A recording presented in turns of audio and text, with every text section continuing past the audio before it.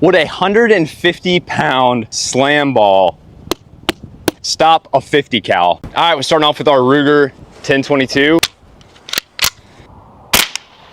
22 came in right here. All right, shot number 2, shooting our Ruger Security. So we hit her in the front. Moving up to our 9mm. That is bizarre. Next up, we got our 45 ACP. Nerd right here, biggest entry so far. All right, next up, 10mm. 10mm entry, 44 Magnum.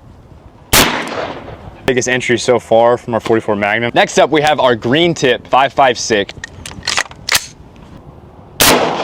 Teeny little entry from the 5.56. Next up, we got the 450 Bushmaster.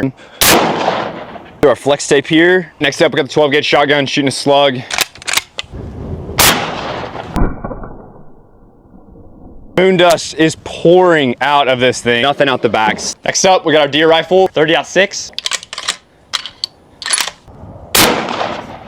Stopped it, dude. Here's the back. All right, this is it. 50 cal. This does not do the job. We have our API round, our armor piercing incendiary round on standby.